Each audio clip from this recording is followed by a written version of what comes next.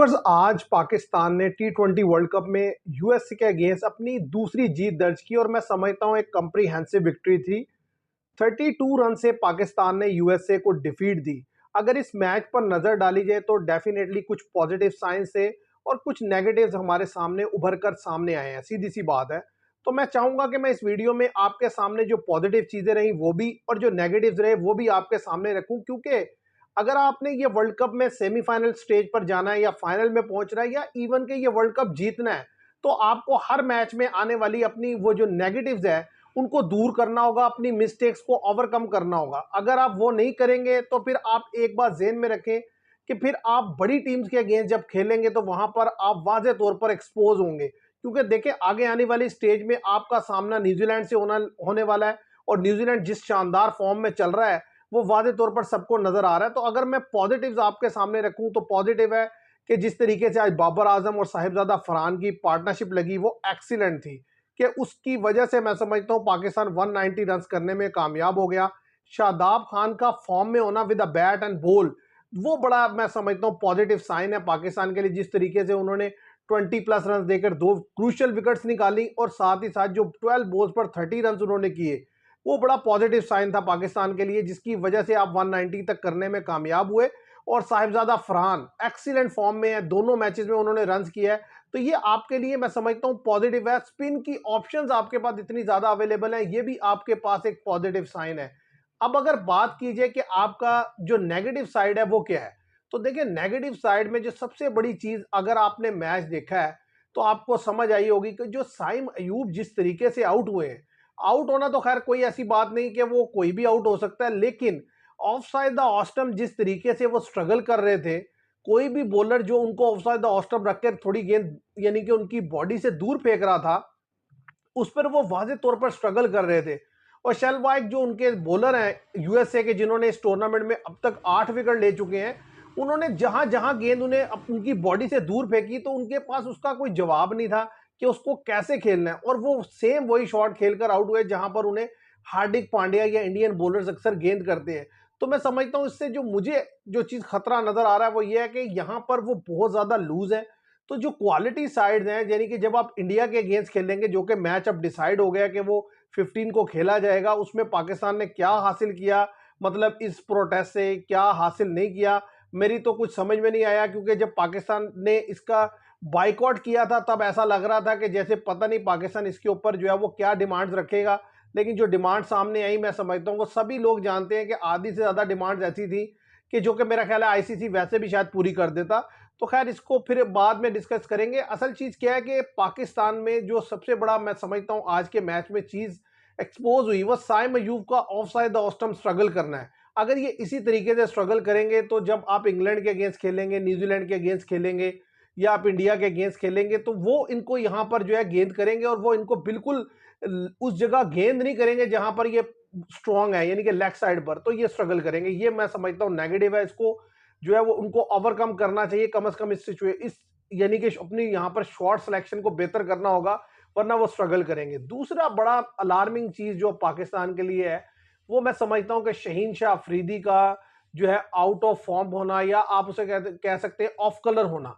कि मतलब उन्होंने पहले मैच में जिस तरीके से 2 ओवर में 26 रन बन गए, आज 4 ओवर में 42 रन बन गए, मतलब एक ही प्रीमियर फास्ट बॉलर से आप खेल रहे थे और उसने भी 42 रन दे दिए। तो जिसकी वजह से मुझे ये लगता है ये पाकिस्तान का दूसरा नेगेटिव है।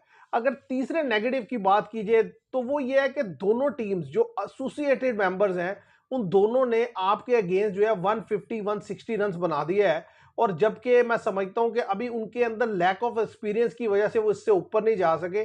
तो जब कोई क्वालिटी साइड आपके अगेंस्ट खेलेगी इस विकेट पर तो मुझे लगता है वो 200 तक आपके अगेंस्ट रन बनाने की बिल्कुल पोजीशन में है। तो पाकिस्तान को अपनी जो बॉलिंग है मैं समझता हूं उसकी जो यूटिलाइजेशन है उसको मजीद बेहतर करना है। और फहीम अशरफ जिसको आप एज एन ऑलराउंडर खिलाते हैं, आपको उसका यूटिलिटी जो है बढ़ानी होगी। आप ना उनसे पावर प्ले में ओवर कराते हैं ना पावर प्ले के बाद ओवर करवाते हैं, तो मतलब एज अ बैट अगर आप उन्हें खिला रहे हैं तो फिर मेरा ख्याल है उनको थोड़ा ऊपर नंबर पे खिलाएं। उनको 4-5 बॉलें खेलने के लिए क्यों भेजते हैं? तो मतलब ये कुछ एरियाज है जिस पर मजीद वर्किंग करने की जरूरत है।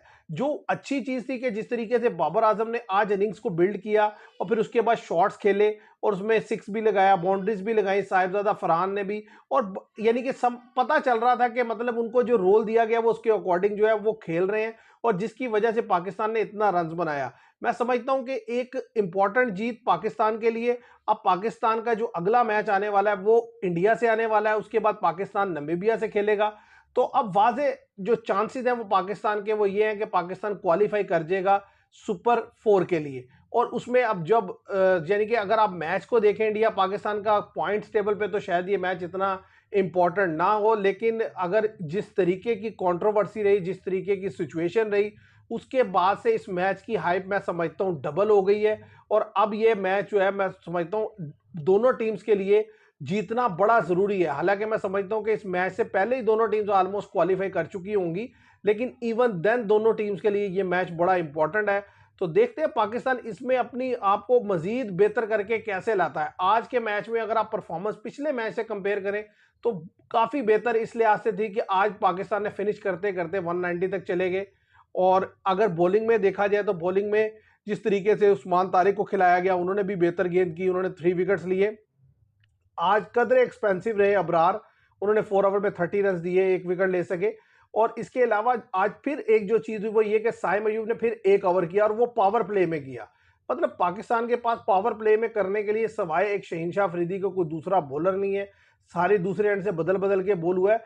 ये चीजें आप इन एसोसिएटेड मेंबर्स के खिलाफ तो कर सकते हैं, लेकिन जब आप Australia, India, Africa, England, New Zealand in quality sides के अगेंस्ट खेलेंगे तो वो 1 ओवर में ही मैच का मोमेंटम जो है बदल के रख देंगे। आज के खेले गए मैचेस में अगर आप देखें, जो न्यूजीलैंड का मैच था यूएई से, न्यूजीलैंड ने without losing a wicket 175 run chase किया, और फिन एलन और टिम साइफर्ड जो कि इस वक्त तक टॉप स्कोरर है, 155 रन बना चुके हैं 2 मैचेस में, एब्सोल्युटली फंटास्टिक थे। और वो जितनी फॉर्म में लग रहे हैं, आप उनको आपको रोक पाना मैं समझता हूं कि इम्पॉसिबल होगा। तो इसलिए आपको जो है अपनी बॉलिंग को बेहतर भी करना है और अपने बॉलर्स को बेहतर से यूज भी करना है।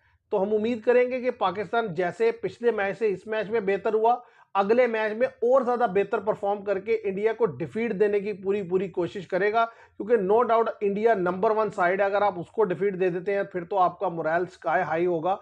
लेकिन उसको डिफीट देने के लिए काफी सारे एरियाज हैं जिस पर आपको काम करने की जरूरत है। आप उसको बेहतर करेंगे तो ही आप उसको डिफीट दे पाएंगे। तो मैं उम्मीद करता हूं आपको ये वीडियो पसंद आई होगी। आप कमेंट में मुझे जरूर बताइएगा कि जो नेगेटिव्स और पॉजिटिव्स मैंने आपके सामने रखे हैं, क्या आप उससे एग्री करते हैं या डिसएग्री करते हैं। Thank you very much.